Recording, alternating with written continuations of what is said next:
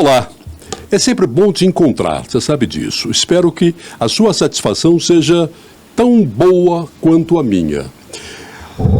Nós vamos tratar de um tema que é interessante, é contagiante. O movimento espírita, ele surge no século XIX na França, como um movimento orgânico. Mas o Brasil hoje é o maior país espírita do mundo. E a temática espírita começa a ganhar um outro campo, da cinematografia. Está em cartaz o Nosso Lar 2. O Nosso Lar primeiro fez muito sucesso e o Nosso Lar 2 está fazendo um sucesso maior ainda. Porque há um público que quer entender o que é o espiritismo. É este o tema do Pode Tudo de hoje. Pode tudo. Apoio Sucreria, brigadeiros, bolos e esfirras artesanais. Sua vida muito mais gostosa. E Cold Track Rastreamento, seu carro na palma da mão. E para falar sobre isso, alguém que entende muito do assunto, com muito prazer eu estou recebendo aqui no estúdio do Pode Tudo o professor Ângelo Dias. O professor, ele é autor, orador espírita, mas é maestro de coral e professor de música da Universidade Federal de Goiás. Maestro, muito prazer receber o senhor aqui. Prazer é meu, boa noite ou bom dia a todos, né? Seja a hora que for. E estamos aqui preparados para ter aquele papo gostoso aí, um assunto instigante, né? O professor Ângelo Dias é autor, aqui ó, esse é um dos livros, eu tive o prazer de receber esse presente aqui, Além do Aborto, que é uma obra psicografada do espírito Carlos Henrique, é um romance mediúnico. Tem outro aqui, Crônicas da Galileia, também do espírito de Carlos Henrique, e um outro, Peregrinação, todos escritos sob a influência do médium pelo professor Ângelo Dias. Professor, há uma... É coisa intrigante falar em psicografia. Alguém que escreveu sobre a influência de outro cérebro, né, que é um outro espírito. Isso intriga, mas ao mesmo tempo desperta curiosidade e faz com que as pessoas queiram saber, porque é um dos princípios também do espiritismo. Como é que é isso? A mediunidade é a nossa possibilidade de comunicação com o mundo espiritual, né? Então a gente sabe disso, se não em detalhe, pelo menos já é um assunto muito difundido, né? Existe muito mito em volta, mas a gente pelo menos já ouviu falar de mediunidade, que é essa capacidade. E a psicografia é uma das formas de mediunidade. Existem outras, como a vidência, você ver os espíritos, ouvir os espíritos. E a psicografia é essa forma de comunicação em que o espírito se aproxima do médium, estabelece um contato vibratório, né, de energias, de pensamentos, você bem falou, as mentes se conectam e as ideias vão fluindo. Então, o médium oferece a escrita, oferece o meio de comunicação, o meio de materializar aquelas ideias, mas as ideias não são dele. E as pessoas, antes que você me pergunte e as pessoas perguntem a si mesmas, como é que a gente sabe que isso não é nosso? É porque durante todo um processo de treinamento, você aprende a discernir, você sente a aproximação do espírito, você sente a fluência dessas ideias na sua mente, você sabe o que é seu e o que não sabe. Existe uma influência recíproca? Pode existir, ela é natural, ela se faz parte na mediunidade. Mas na mediunidade bem treinada, essa reciprocidade é o mínimo possível. Sempre é mais as ideias dos espíritos que estão em contato e o médium é aquele canalizador. Então a gente materializa a ideia do espírito. Eu disse que o movimento espírita ele nasceu na França no século XIX e ganhou força aqui no Brasil. Mas não foi um parto lá na França, não foi algo sem dores, né? Ele foi muito contestado, foi muito combatido. Kardec sofreu muito quando ele apresentava as ideias que ele recebia de médiuns, porque ele não era médium, ele recebia de influência de espíritos que estavam orientando ele a elaborar um código do espiritismo. Exato. Os fenômenos espíritas, eles são tão antigos quanto a humanidade, eles são inerentes aos seres humanos. Essa nossa capacidade de comunicação com o mundo espiritual, ela só foi, como você o disse, codificada no século XIX, né? A publicação do primeiro livro de Kardec com esses ensinos dos espíritos, daquelas experiências parapsíquicas que eram feitas lá em Paris, se deu em 1857. Então, essa codificação, ela trouxe para a seriedade da ciência, porque Kardec era um professor, era um cientista. Então, a ciência se apoderou dessa prática mediúnica, prática espírita de toda a nossa história humana e transformou num código, transformou em leis, com a publicação de livros. Então, foi uma grande explosão de esperança, de consolação, porque a doutrina espírita traz para nós uma série de visões da vida que nos explicam o sofrimento, que nos explicam a necessidade de nos melhorarmos. Então, foi realmente uma explosão, mas uma explosão boa, porque ela trouxe, como você disse, ela trouxe com dores, porque as perseguições foram muitas, né, das ortodoxias vigentes, né? Então, inclusive não só religiosas, mas também do pensamento. Estávamos falando mais cedo que Kardec era membro da Academia de Ciências Francesa e perdeu o posto justamente por ter começado aos 50 anos, do nada, a escrever esses livros, né? Publicou sobre o pseudônimo Allan Kardec e acabou perdendo o seu posto. Então as lutas foram muito grandes, mas graças a Deus o Espiritismo conseguiu se manter e estamos aí. Hoje a psicografia é bem aceita, as pessoas podem não entender, mas ela é bem aceita. Mas essa manifestação do mundo espiritual no mundo material, quando começa o movimento espírita na França, ele começa como piada, como brincadeira, né, das mesas girantes, das cadeiras, né? Tanto é que a psicografia começa também, eles tentando colocar caneta em objetos para ver se o espírito que se manifestava naquele objeto deixasse alguma mensagem, né? É muito interessante isso que você está falando, porque quando você cria uma ciência, quando você cria alguma coisa, um novo método, uma forma de pensamento, uma escola filosófica, não existia nada anteriormente que caracterizasse aquilo, apesar daquilo já existir. Então, até mesmo o nome Espiritismo teve que ser criado. Então, se você veja, essas experiências com as mesas girantes, elas tinham perguntas frívolas, né? Como aquela experiência que a gente fazia antigamente aqui do copo, né? Todo mundo põe o dedo e põe as letras, que são experiências que a gente não recomenda, porque como aquelas mesas girantes, você faz as perguntas e quem vai responder? Os espíritos que estiverem por ali, se tiver algum médium presente, etc. Então, aquelas energias são trocadas, os espíritos fazem o contato e aquilo acontece. Mas no início aquilo tinha esse sabor de diversão, de festa, de experiências assim. De repente as pessoas começaram a fazer perguntas sérias e aí a vibração muda, os contatos mudam e as respostas começam a vir sérias. Aí Kardec começa a participar dos grupos. As primeiras psicografias, ninguém sabia nem que era possível escrever o que um espírito está ditando. Aí pegava um cestinho, punha um lápis, né? Todo mundo segurava o cestinho, fazia assim e escrevia. Era uma forma incrível de mediunidade, mas não tão rápida quanto a psicografia da própria mão. Aí, com as orientações dos espíritos, foram surgindo os métodos, as tentativas, né, das tecnologias para você poder ter esse contato. Então, não é que a gente já recebeu um manual. Isso foi um trabalho de alguns anos para você descobrir. Quando a psicografia saiu do cesto e finalmente chegou na mão, e os médios começaram a compreender, foi um desenvolvimento muito grande, porque é uma das formas mais importantes de compartilhar conhecimentos do mundo espiritual para nós, é pela psicografia. Eu disse no começo a respeito desse crescimento do interesse pelo outro mundo, através do espiritismo. O filme Nosso Lar 2 está fazendo um grande sucesso, assim como foi o Nosso Lar. Há uma vontade das pessoas em entender que a vida não é só isso, porque a vida não é só isso mesmo, né? Eu garanto para você que não é. Exatamente.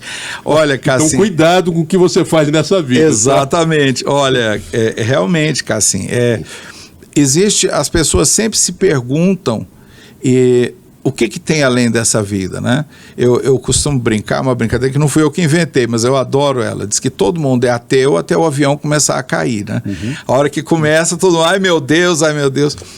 Existe um momento, a gente brinca, mas isso é muito interessante. Existe um momento na vida das pessoas, e aí vem um outro ditado que diz assim, se não for pelo amor é pela dor. Existe um momento na vida das pessoas em que a questão do transcendente, ela começa a entrar numa vida onde ela nunca existiu. A pessoa nunca se preocupou com o transcendente, nunca teve nem aí para nada, pode ter sido um materialista, um agnóstico, às vezes nem atacar as religiões, mas simplesmente não ter nenhuma sintonia com o assunto. De repente acontece alguma coisa e te liga com a necessidade de você ter uma consolação, de ter uma esperança ou uma resposta para o seu questionamento que vem do transcendente. Então as pessoas têm uma necessidade do transcendente em algum momento da vida. Alguns têm essa necessidade, né, o tempo todo, vão às igrejas, uma necessidade que as impele aí aos centros espíritas, ler sobre budismo, ler sobre algum tipo de manifestações de quase morte, por exemplo, buscar a ciência de alguma forma, explicando os fenômenos. As pessoas sentem a necessidade, então, em graus diferentes. Mas isso faz parte do ser humano. Então, o Espiritismo, com as possibilidades que ele tem, das explicações que ele dá a respeito do mundo espiritual, com a literatura, olha aí a psicografia, né? Com a literatura, e com essa possibilidade de você ir a uma casa espírita, ver uma palestra, você entender a realidade da sua vida, por que a dor existe, por que as necessidades humanas são tão prementes, e às vezes o seu vizinho não acontece nada com ele, na sua casa acontece de tudo. Então, quando tudo isso te impulsiona, você busca o transcendente. E o Espiritismo tem muitas respostas para isso, né? O Espiritismo não é a única religião que discute e acredita nas outras vidas, ou seja, que esta é apenas mais uma vida que nós estamos vivendo. Nosso espírito já viveu outras vidas e viverá muitas, ninguém sabe quantas, porque a própria Bíblia diz que a vida é eterna, a vida, não essa forma. Mas não o Espiritismo não é a única religião, né? Budismo, messianismo, o judaísmo, né? Todas essas religiões acreditam na transcendência e na vida do espírito em outras vidas. É muito curioso. O Espiritismo não é a única em que nós encontramos as ideias da vida após a morte. Dentro do cristianismo, as ideias do judaísmo, budismo, cada um vai, as religiões da Índia, por exemplo, que também são reencarnacionistas, de uma forma ou de outra, a perpetuação da vida espiritual depois da morte física é comum a praticamente todas essas religiões que nós conhecemos. O que o Espiritismo tem de diferente é a pré-existência da vida. Porque para todas elas, a vida, exceto as reencarnacionistas, como eu mencionei as da Índia, por exemplo, para todas elas a vida começa com o nascimento, com a carne. O espírito e a carne são criados juntos. E nós sabemos, a doutrina espírita nos explica, e as religiões reencarnacionistas o defendem, né, que é a pré-existência da alma que nos prova que existe a reencarnação, porque se ela é pré-existente, ela vem de algum lugar, foi criada em algum momento e ela não está chegando nessa vida física pela primeira vez. Então eu diria que não é essa a grande diferença do Espiritismo com as outras religiões. O que explica o Espiritismo é a reencarnação e dá para nós todos a ciência desses mecanismos na verdade, a pré-existência da alma. Aí sim. Teve um grande cristão que era defensor da pré-existência da alma, chamado Orígenes, no século III.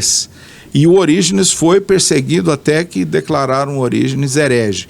Mas ele tinha tantos conhecimentos e escreveu de forma tão maravilhosa a respeito de outras coisas que eles não conseguem expulsar o Orígenes do cristianismo. Então é muito curioso, o Orígenes é aquele ossinho no pescoço, assim. Ele escreveu muito bonito, mas ele defende algumas coisas que tem a ver com os gnósticos, que tem a ver com esse movimento reencarnacionista, que as pessoas não aceitaram na época, não todas, porque teve muita briga, mas acabou se colocando ele como anatemizado, né, nos concílios. Mas o Orígenes, quem lê sobre o Orígenes, está lá, a pré-existência da alma. Professor, o espiritismo, que é essa religião que é chamada de uma religião raciocinada, fé raciocinada, né, uma ciência religiosa, que é mais popular do que essas outras, ele tem um caráter muito interessante quando alguém perde um ente querido, que ele traz um consolo do reencontro. É assim? É verdade. É a maior consolação que o Espiritismo pode oferecer, além da imortalidade da alma, quer dizer, o seu ente querido. É curioso a gente usar a palavra perder, né? Porque você não perde o seu ente querido. Ele foi para um outro país e daqui 10, 15, 20 anos você está lá junto com ele. Então, o Espiritismo nos dá essa certeza da imortalidade da alma. E por que o Espiritismo faz isso de forma racional? Porque as cartas consoladoras, médiuns que trabalham na psicografia, não é o meu caso, eu trabalho literariamente, mas, por exemplo, os médiuns que trabalham com as cartas consoladoras, como o Chico Xavier trabalhou na última etapa da vida dele, né? Os últimos 20 anos, ele recebeu mais de 10 mil cartas, as pessoas procuravam. Aí vem a carta com a assinatura do desencarnado, com todos os dados, dá um abraço na tia fulana, fala para o outro que aconteceu isso, mas que não era bem isso que aconteceu, quer dizer, com dados que somente a família sabiam e que são originados no mundo espiritual daquele espírito que presenciou tudo aquilo antes de desencarnar. Então, as cartas consoladoras, elas nos dão a certeza absoluta de que existe realmente um mundo espiritual e que essa comunicação é possível. Então, você não tem mais o contato material com o seu desencarnado. O seu desencarnado, o lugar que ele sentava na mesa continua vazio, a caminha dele está vazia, o lugar dele na cama está vazio. Aquele passeiozinho que ele dava não acontece mais. Mas a presença espiritual dele vai continuar aguardando pela nossa chegada ou pelo nosso reencontro em algum momento, que a gente não quer que seja agora, que seja mais para frente, né? Mas a gente sabe que existe, mas a gente não quer ir agora, a gente quer ir mais para frente um pouco, viu, senhor?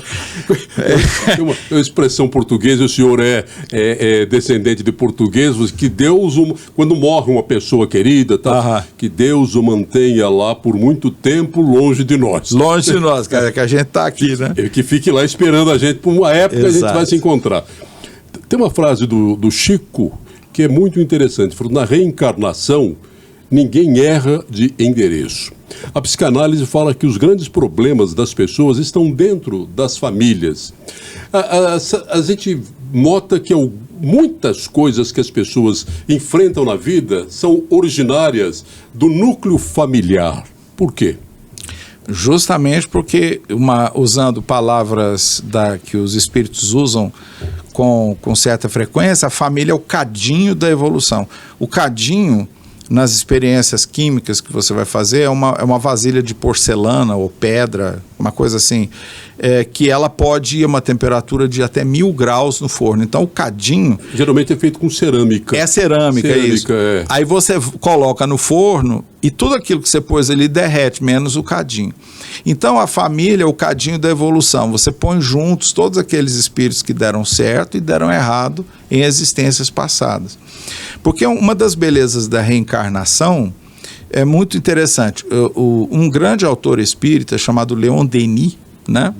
Que tem muitos livros, que é um dos grandes perpetuadores de Kardec, né? Ele conheceu Kardec na juventude, escreveu muito. É uma literatura muito linda da gente ler e entender o espiritismo de forma assim, muito direta. Então, o Leon Denis costumava dizer o seguinte, que as pessoas dizem que a reencarnação destrói a família.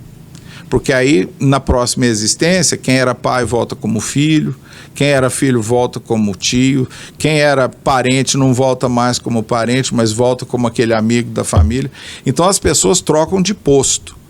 Mas o que o Leon Denis nos assegura é que, apesar de você trocar de posto para fazer novas tentativas, quando dá errado, o trabalho que você vinha fazer e não fez, aquelas pazes que você veio fazer e não conseguiu, aquele perdão que era para ser ofertado e não acontece, quando você troca de posição, às vezes fica mais fácil. A pessoa tem menos ascendência sobre a outra, às vezes é mais fácil perdoar, uma vingança pode ser esquecida. Mas então o Leon Denis diz assim, que quem diz que isso destrói a família, isso não destrói a família. Isso, na verdade, ressignifica a família. Porque a gente não vai ser pai, mãe, irmão quando a gente desencarna, a gente vai ser irmão. Né? O último grau da nossa evolução, quando estivermos todos no estado angélico, etc., vamos ser todos irmãos. Isso é que é a família universal. Jesus perguntam para ele assim, os fariseus, né, perguntam para Jesus assim, mestre, tinha 7 irmãos, aí uma mulher casou com o primeiro, ele morreu, casou com o segundo, terceiro, quarto, quinto, sexto, sétimo. No céu ela é esposa de quem? Ela vai ter 7 maridos? Aí Jesus responde com a sua clareza. Ele falou, não, no céu não tem esposa e esposa. Ninguém é casado com ninguém no céu. Então é muito bacana isso, eu acho que é em Mateus que isso está. Mas é uma forma muito bonita de explicar isso. Porque esses postos que nós ocupamos, Cassim, eles são totalmente transitórios. Isso é impermanência. Então, só porque eu sou filho da minha mãe, se eu precisar continuar resolvendo coisas com ela, eu posso voltar como pai dela, como irmão, como cônjuges. E os espíritos, inclusive, trocam de sexo, porque a sexualidade é inerente à carne. O espírito, eventualmente, vai deixar de ter as manifestações morfológicas do sexo. Então, assim, é muito natural isso, você ir trocando, porque o que interessa são 2 seres que se amam, que se perdoam, que vivem em paz, sejam eles em que postos estiverem nas suas famílias, né? Por isso que a família é esse ponto de choque, né? Tanto é que a família é a grande causa de pessoas buscarem tratamentos psicanalíticos, psicológicos, psiquiátricos. Quer dizer, o Espiritismo pode ajudar nisso, no entendimento da briga da mãe com a filha, da filha com o pai, do pai com o filho, de um irmão com o outro. Mas brigas não é só uma briga de entendimento, não, coisas que fazem com que a relação seja rompida. O Espiritismo pode ajudar essas pessoas a entenderem por que estão vivendo naquele núcleo familiar. Essa é a tarefa maior do Espiritismo. As pessoas têm uma ideia errada do Espiritismo, às vezes, procurando fenomenologia, procurando a mágica. Porque fulano é um grande médium, e porque não sei... O objetivo do Espiritismo é nos explicar de onde a gente veio, como é que nós estamos e para onde nós vamos. E a gente achar a paz e o progresso espiritual necessários para parar de ter dor na nossa vida, para parar de ter tantas desavenças com as pessoas que geram perturbação para ele e para nós. Então o objetivo do Espiritismo é essa cura que você falou. O objetivo do Espiritismo não é o fenômeno, isso aqui é a nossa enxada. Isso aqui, o fenômeno mediúnico, ele é o nosso arado, né? Que a gente vai cavar a terra com ele, usá-lo como ferramenta. Mas o objetivo do Espiritismo não é o fenômeno mediúnico. Não é o fenômeno espiritual, é o desenvolvimento moral das pessoas. Então, a doutrina espírita, pela literatura, não só essa literatura mais recente, mas a própria literatura fundamental que está em Kardec, né, que essa é insuperável. As pessoas às vezes falam, não, agora eu não estou lendo Kardec mais não, agora eu estou lendo fulano, cicrano, que publicaram não sei aonde. Mas como é que você vai achar uma casa bonita sem achar o alicerce bonito? Tudo existe por causa do alicerce. Então a literatura espírita, com seus ensinamentos, a doutrina espírita, né? O objetivo dela é justamente consolar e promover esse entendimento para a gente curar essas coisas. Mas você falou muito bem a respeito da psicologia, da terapia, do psiquiatra, dessa necessidade. Em nenhuma casa espírita você vai lá e a pessoa vai dizer, olha, então a partir de agora você vem nos nossos atendimentos fraternos, no nosso tratamento espiritual e você larga o seu médico. Jamais você vai ouvir isso, porque nós somos seres encarnados. As necessidades químicas do nosso cérebro, que são tratadas com medicamento, por exemplo, elas são paralelas, mas não substituem as nossas necessidades espirituais. Então você tem que tratar o espírito e tratar também o nosso físico, a química do nosso cérebro, uma substância que vai te dar um relaxamento para você ter como pensar as verdades espirituais. Então é um trabalho conjunto, a medicina psiquiátrica, a medicina na psicologia, na terapia, está aí justamente para você ter essa condição de casar as duas coisas. Professor, essa sua resposta enseja uma outra observação que faz com que muita gente se deixe levar por alguns pregadores que oferecem curas para problemas que podem ser tratados espiritualmente e também pela medicina, mas os pregadores são falsos pregadores que incutem nessas pessoas com problemas que, se elas começarem a fazer isso ou aquilo e fazerem doações disso e daquilo, elas vão agradar a Deus e vão se curar daquela perturbação que ela está tendo. Quer dizer, a religião também, ou essas falsas religiões, falsos pregadores, fazem com que muita gente seja levada ao desespero, porque já está num desespero. Às vezes ela vai para um desespero maior, porque já entrou desesperada em busca de uma solução que não era a solução. Eu estava assistindo, isso aí é uma pergunta séria, essa é uma pergunta totalmente atual, né? Eu estava assistindo, uns 2 ou 3 dias atrás, um trechinho no Instagram, de um sacerdote católico fazendo uma pregação. E ele estava dizendo o seguinte, eu não me lembro o nome dele, mas ele estava dizendo o seguinte na sua homilia. Ele dizia assim, a gente tem mais igrejas do que hospitais, porque as pessoas não estão a fim de se tratar, elas não estão a fim de ir no médico, fazer isso, fazer aquilo, ter a sua parte de sacrifício e esforço, de dedicação, de disciplina para elas consertarem os seus problemas espirituais e nem físicos. Elas querem ir na igreja que tem a solução mágica. Então, eu acho que nós até falamos um pouco sobre isso na nossa preparação hoje, né? A gente conversando antes do podcast. Essa questão das pessoas esquecerem o seu verdadeiro valor, o valor da sua luta pessoal, que é o seu esforço, né?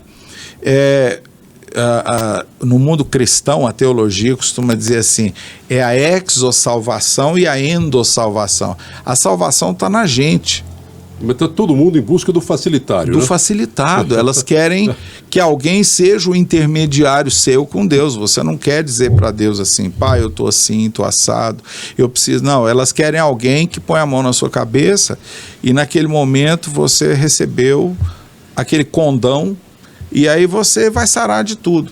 Isso existe? Existe.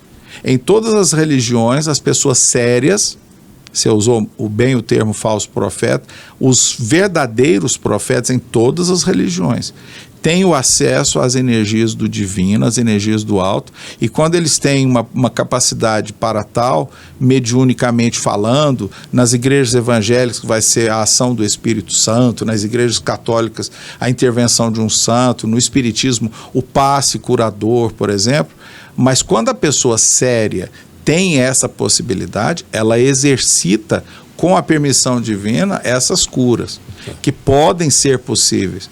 Mas eu vou chutar aqui que em 97% das vezes as pessoas querem tirar o dinheirinho em todas as religiões.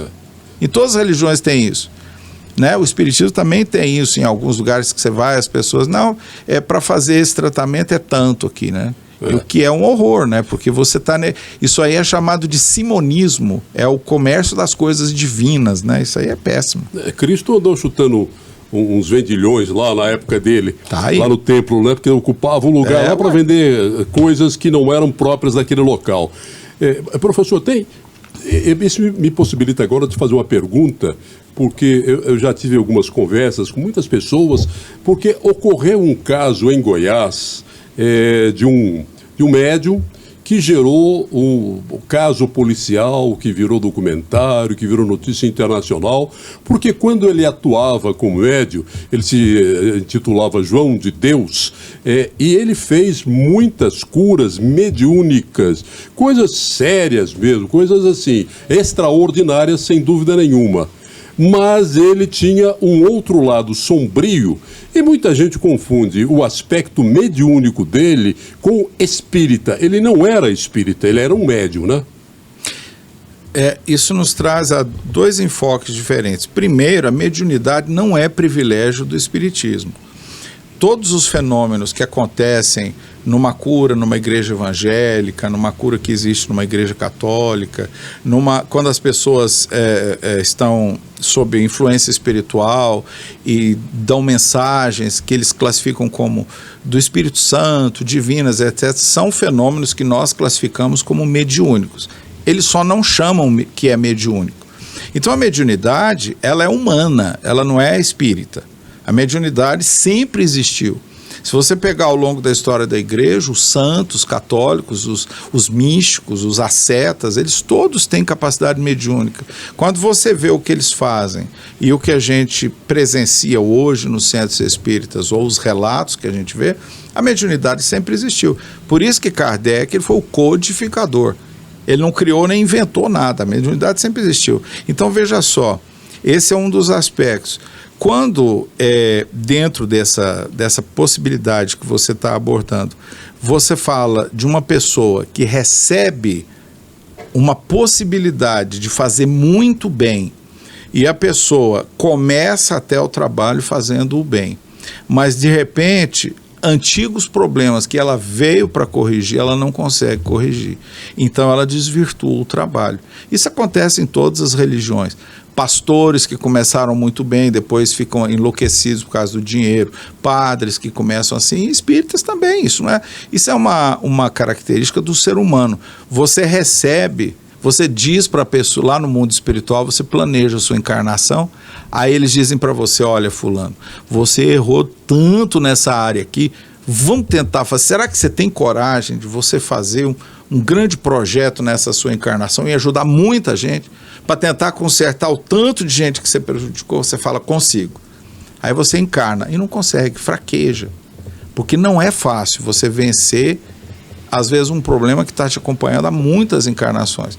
Então, quando eu era mais garoto, né, lá para os idos, não vamos nem falar quando aí, eu fui algumas vezes a Abadiânia e eu presenciei coisas extraordinárias. Eu tenho um tio que, inclusive, ajudou a fazer uma sutura numa pessoa que tinha sido operada da barriga. Ele pegou meu tio assim, faz essa sutura aí. O meu tio ficou olhando, não saiu uma gota de sangue. Ele pôs uns 6 ou 7 pontos na barriga de uma senhora. E então assim, eu vi coisas absolutamente extraordinárias. Mas quando eu fui, aí passaram-se os anos, décadas, quando eu fui ver de novo ele na mídia, tá ele aí com essas notícias terríveis, né? Então, é claramente um espírito que tinha mediunicamente uma grande possibilidade de se tornar assim, uma pessoa a trazer o bem, irrestritamente, mas ele foi vencido por questões morais que o acompanharam nessa existência vindo de outros. Então aí falha tudo, aí começa a haver mistificação, não tem mais fenômeno, porque os bons espíritos eles vão se afastar, ué. Como é que eles vão trabalhar com um instrumento que é falho? Eles se afastam, aí vem mistificação, aí vem... não, agora a gente não faz mais cirurgia, agora é tudo pela energia do espírito. Por quê? Porque não tem mais a espiritualidade para garantir aquele fenômeno físico que acontecia. Então, falhar na missão, Cassim, é uma coisa que todos nós estamos sujeitos a isso. O espiritismo ele tem 2 pilares que eu considero interessantes. Tudo que eu já li sobre o espiritismo, para me entender um pouco dessa vida, porque eu acredito que a gente vai continuar andando por aqui ainda há muito tempo, que é 2 pilares, a reforma moral e a caridade. Fora da caridade não há salvação. Então são esses 2 pilares. Quer dizer, para identificar assim, um espírita que seja um praticante do espiritismo, é observar como ele trabalha com esses dois pilares. Né? Tanto é que quando me perguntam, não, eu não sou espírita, não, porque ainda não tem nem condição para chegar nesse nível. Mas é engraçado isso. As pessoas... o espírita que fala assim é como uma coisa que eu falava quando eu era adolescente, porque a minha formação é católica até a adolescência. Tive uma formação linda e as pessoas costumam perguntar assim, mas por que você saiu do catolicismo? Eu falei, eu não saí do catolicismo, eu vivo o cristianismo até hoje. Só que eu peguei um caminho que para mim eu julguei ser mais largo, ter uma outra explicação para o que eram os meus anseios. Mas eu tenho um carinho gigantesco pela minha formação católica, eu quase fui para o seminário. Então quando você tem essa possibilidade de você colocar assim frente a frente a reforma moral como sendo a chave para o espiritismo, eu sempre tive ao longo dessa minha formação, as pessoas sempre falaram para mim de moral, de esforços para ser melhor, de mudar, etc. Eu consegui? Não. Então hoje a pessoa que é espírita e fala assim, é mais ou menos como os católicos diziam naquela época assim, não, eu sou católico não praticante. Não praticante. Eu sou não praticante, né? Não existe não praticante. Tem uma frase de Kardec que é lindíssima, que está no Evangelho segundo o Espiritismo. Conhece-se o verdadeiro espírita pelo seu progresso moral e pelos esforços que fazem domar suas más tendências ou más inclinações. Então a gente conhece o espírita pelos esforços. Se a gente fosse conhecer o bom espírita porque ele é perfeito, eu já salvava quem nesse mundo? Chico Xavier já foi. Então... Aí o Divaldo está aí, está quase. Daqui uns dias. Então, não existe... A caridade, ela é uma ferramenta preciosa. Ela é uma ferramenta que era para Jesus o cerne da sua pregação.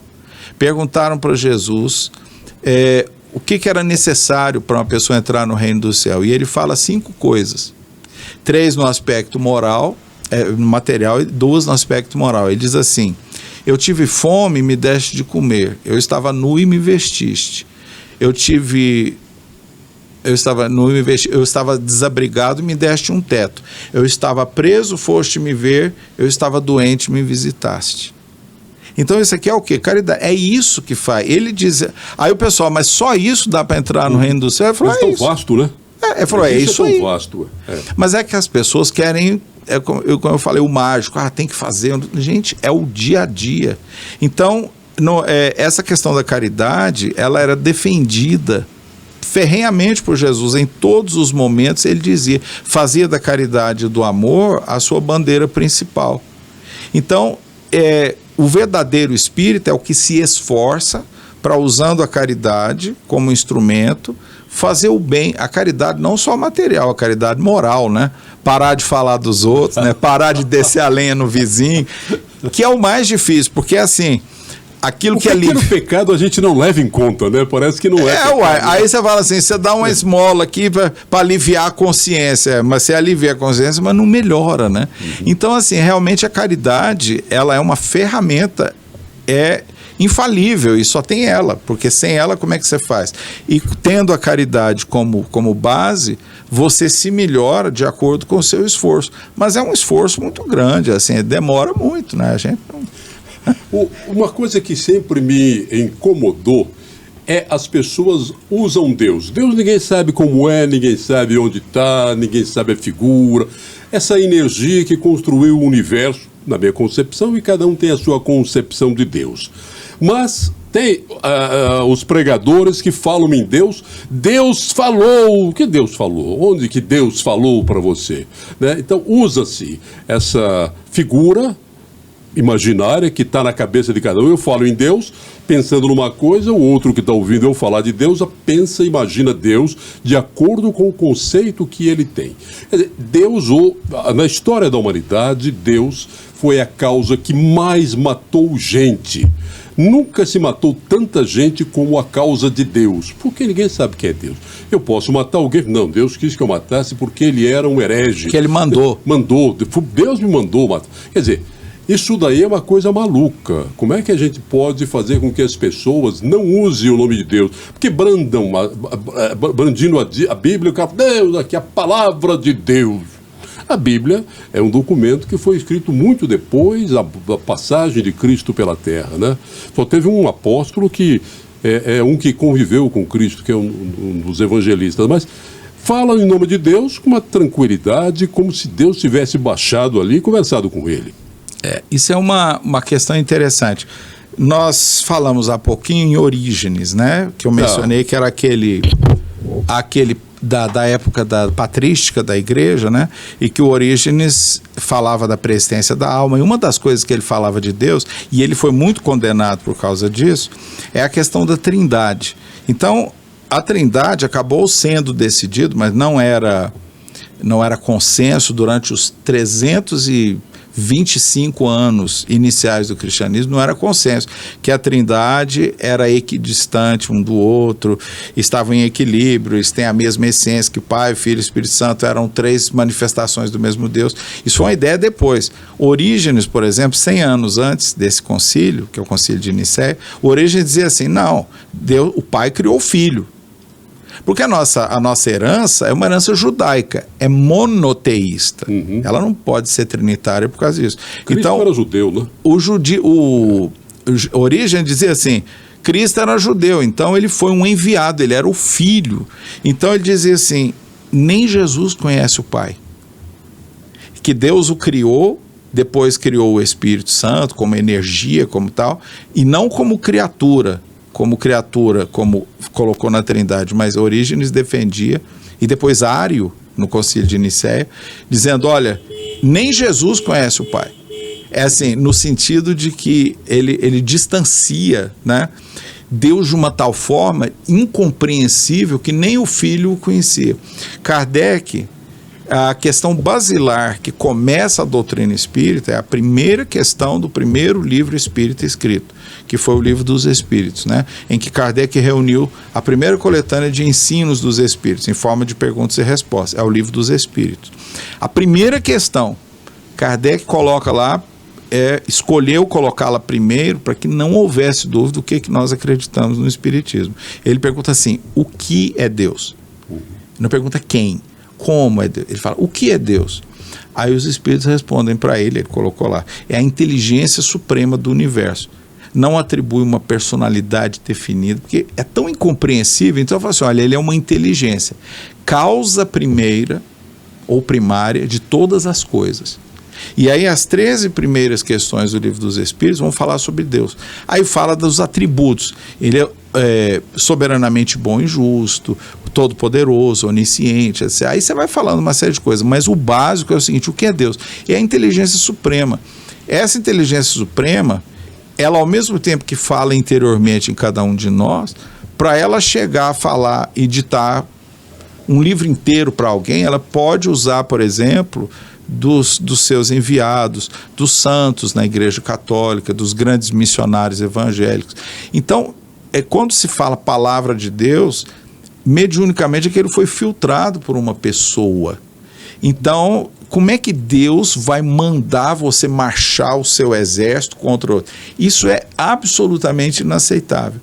Então, quando as pessoas marcham, elas estão dando o seu antropomorfismo, né? Estão dando aquilo a Deus e falam, Deus tem que pensar igual a mim, então Deus não gosta daquele povo igual eu não gosto, vou lá e mato todo mundo e tô quites com Deus. Eu dou risada quando eu vejo algumas frases, mas eu respeito, alguém bota o que quiser no carro e acredita no que quiser, é um respeito que eu tenho pelas pessoas, mas assim, me dá acho divertido quando eu vejo assim, Deus é fiel, atribui a Deus essa ideia uma condição que é absolutamente humana. Como é que pode? Deus é fiel? É diminuir Deus, né? Mas tem gente que faz isso. É trazer Deus, é isso que você falou, é trazer Deus para o nosso tamanho. Eu ouvi uma coisa uma vez, achei interessantíssima essa descrição. Diz que a verdade é um grande espelho. E aí um dia Deus jogou a verdade, mas ela se quebrou na atmosfera em milhares de pedaços. E cada pessoa, ou cada tribo, cada cidade pegou um pedaço. Então, quando ela olha naquele pedaço do espelho, ela se vê naquele espelho E do jeito que ela recebeu o pedaço, ela vai dizer que Deus é. A verdade é. Você lembra da história dos 3 cegos e o elefante? Não, essa eu não conheço. Apresentaram um elefante para 3 cegos. E perguntaram para cada um que tocasse e dissesse o que é o elefante. Um passou a mão na cauda. Não, o elefante é uma cordinha. O elefante é uma cordinha, tem um pelinho aqui nele. Outro passou a mão na barriga do elefante. Falei, você está errado.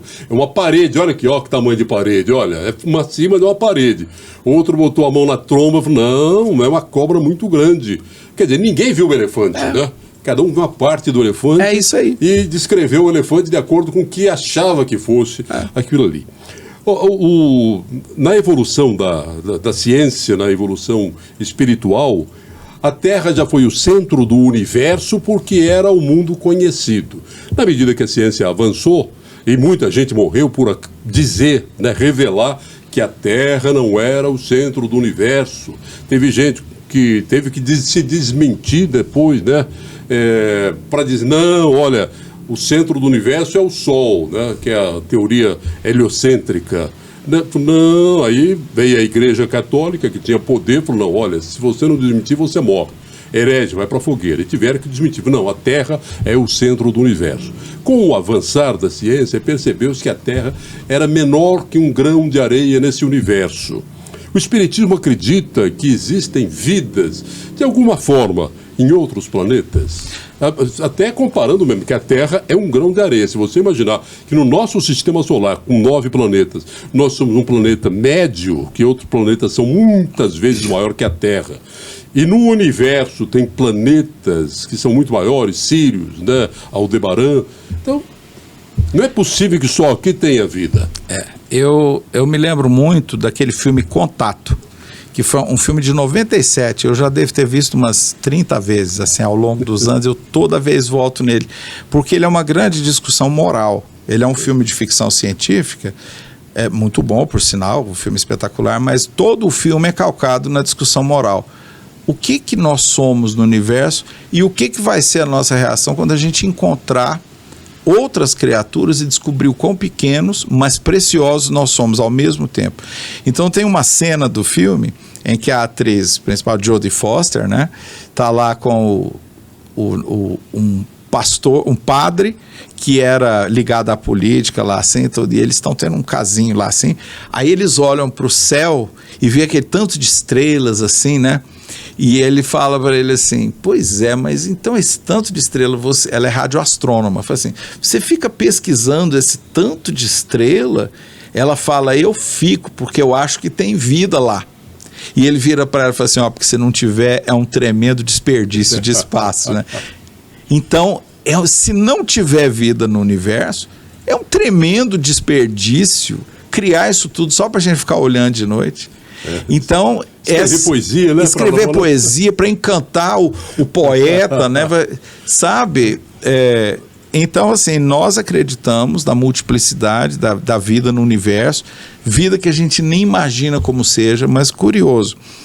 Uma coisa que a gente defende é o princípio moral. O bem sempre vai ser o bem no universo e o mal, que é a ausência de bem. O mal não foi criado, né? O mal é a ausência do bem. Não existe aquele maniqueísmo, né, que separa. O bem está... No universo tem 2 forças, o bem e o mal, uma quer dominar a outra. Não. É sempre o bem, idealmente falando. Quando não tem o bem, o mal é o desequilíbrio gerado pela falta de bem. O bem é harmonia, o bem não dói, o bem traz paz, o mal traz tudo que ele não traz, né? Então, nós acreditamos sim que apesar da diversidade dos mundos, que é infinita, a doutrina espírita está cheia de exemplos falando pra gente. Você mencionou mais cedo que estava lendo a Gênese, né? Uhum. Então, a doutrina espírita acredita que o princípio moral que gere o universo é um só, que é o bem. Então, quem é bom, quem não é, mas vai ter que evoluir para ser bom, né? A ciência, ela se preocupa com aquilo que ela pode provar. Ela estuda alguma coisa, um mistério, até que ela consiga provar ou criar uma teoria, e essa teoria prevalece até que ela possa ser confirmada. Tem aí hoje a criação do universo se baseia numa teoria, a teoria do Big Bang. É o que está como a coisa mais próxima daquilo que teria ocorrido. A Bíblia, no começo dela, o princípio da Bíblia, ele fala que no começo eram as trevas e de repente Deus disse, faça-se a luz. Aí vem a teoria, muitos séculos depois, vem a teoria do Big Bang, que havia um ponto de energia em algum lugar e essa energia se expandiu, criando tudo o que há no universo. Há uma similaridade entre o que diz o começo da Bíblia e essa teoria, né, que a ciência chegou nela. Vai ser assim, ou seja, a ciência vai aos poucos confirmando coisas que os espíritos vão nos informando? Cassim, as pessoas que não são cristãos ou que esposam às vezes diferentes vamos dizer assim, abordagens do cristianismo ou da presença de Cristo, vamos ver, os muçulmanos, por exemplo, eles costumam dizer assim, a Bíblia está errada. A Bíblia não está errada, não tem nada errado com a Bíblia.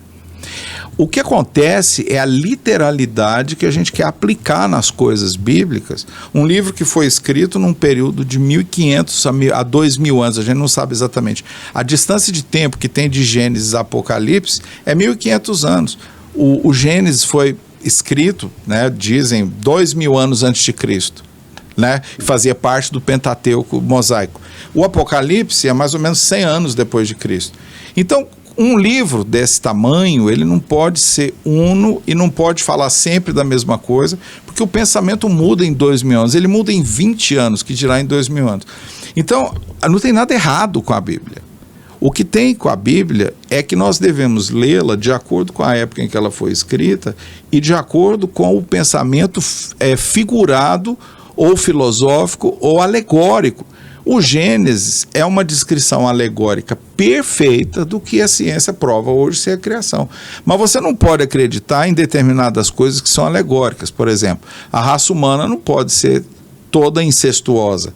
Nós temos filhos somente de Adão e Eva, porque está lá no Gênesis. Aí, quando Caim e Abel nasceram, eles foram para a aldeia e procuraram mulheres para se casar. Que mulheres são essas, pelo amor de Deus? Está lá. Aí as pessoas passam por cima. Mas, então, cada vez mais, devagarzinho, especialmente no meio católico. O meio evangélico ainda é muito literal. O meio católico está relaxando devagar, porque eles sempre tiveram uma exegese ao longo da história que foi interpretando, não pega a literalidade.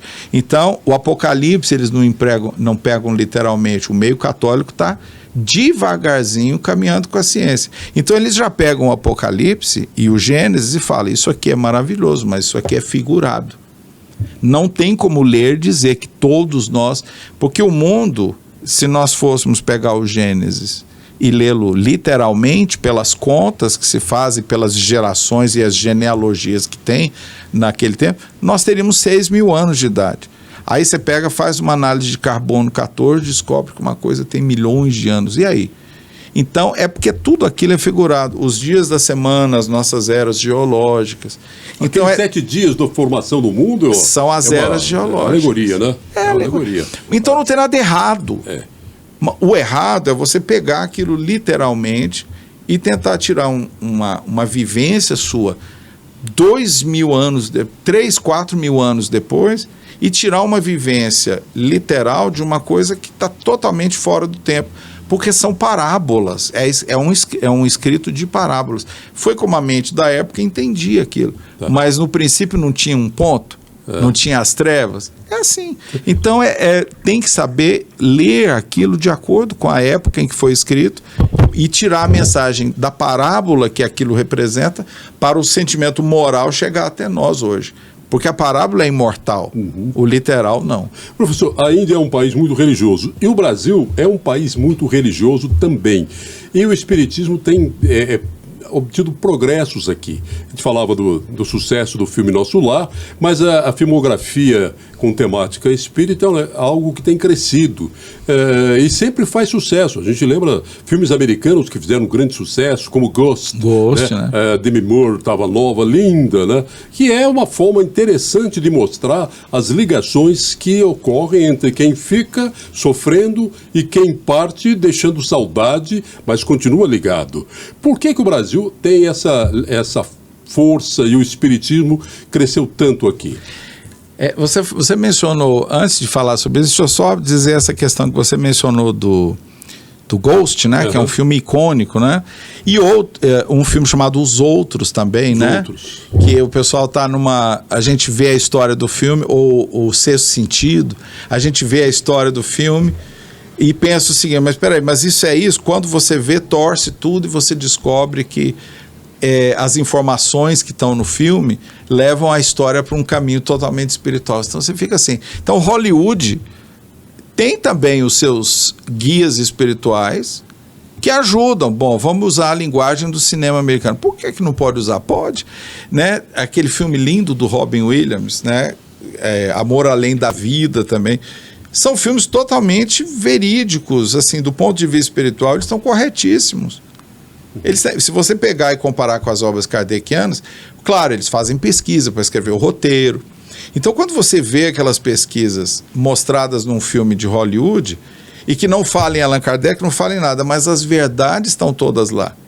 Então, isso desperta nas pessoas. São filmes que transcendem as fronteiras americanas e vão para o mundo inteiro.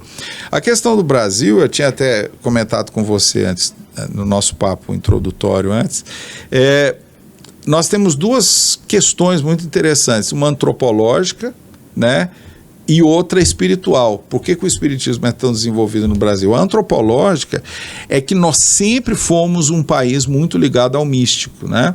Você vê, o cristianismo católico brasileiro, ele reinou praticamente inalterado até o final do século XIX. A chegada das igrejas evangélicas no Brasil foi muito lenta, porque eles não encontravam brecha, porque o catolicismo era patrocinado pelas monarquias. Então, na monarquia de Dom Pedro II, já começa uma certa separação, assim. Então, antropologicamente, quando falaram que tinha um lugar, que tinha espírito, que todo mundo via, sempre teve médium. Aí as pessoas viam, eu vi o anjo, não sei, era mediunidade. Aí começa a entrar no Brasil, pelo racionalismo. O espiritismo não entrou no Brasil só pelo místico, mas pelo racionalismo também. Então, essa é a questão antropológica. O nosso povo tinha uma predisposição intelectual, inclusive, né? Se você ler sobre a história do espiritismo com a chegada no Rio de Janeiro, ele chegou primeiro na Bahia, mas onde ele realmente se firmou foi no Rio de Janeiro. Os grandes intelectuais da época, quem publicava os livros espíritas no Brasil era a Livraria Garnier, que era uma livraria famosíssima que publicava todos os livros dos grandes autores brasileiros, Machado de Assis. Então, foi um movimento espiritual, mas intelectual. Então, antropologicamente, nós estávamos preparados para receber. Agora, espiritualmente, no livro Brasil, Coração do Mundo, Pátria do Evangelho, Humberto de Campos nos conta, pelas mãos do Chico, pela psicografia do Chico, que houve todo um plano para tirar a semente do espiritismo que tinha sido plantada na França e que por excesso de racionalidade não ia para frente, porque precisava também do lado mais místico, o lado mais religioso, estava muito científico-filosófico, a árvore foi transportada para o Brasil. Então tem essas combinações desses dois fatores, o fator do nosso povo ser receptivo para aquele tipo de doutrina e a decisão tomada no alto para que essa influência. Então encarnaram mais espíritos aqui ligados ao espiritismo, ao cristianismo primitivo, e foram encarnando. Então aí a gente desenvolveu por causa desses dois fatores. A Umbanda pode ser considerada uma corrente espírita? Sim, porque ele tem um contato espiritual. Ela não é espírito kardecista, porque não segue a nossa codificação pelo livro. Mas a ritualística da Umbanda tem a presença de espíritos e existem existem fenômenos espíritas, fenômenos mediúnicos, só não é kardeciana porque ela não segue a nomenclatura e o desenvolvimento, mas é muito curioso. Muitos centros de Umbanda, aqui em Goiânia, o grande exemplo é a irradiação espírita, que chamava-se Tenda do Caminho. Na década de 50, 60, Dona Antonieta Alessandri, né?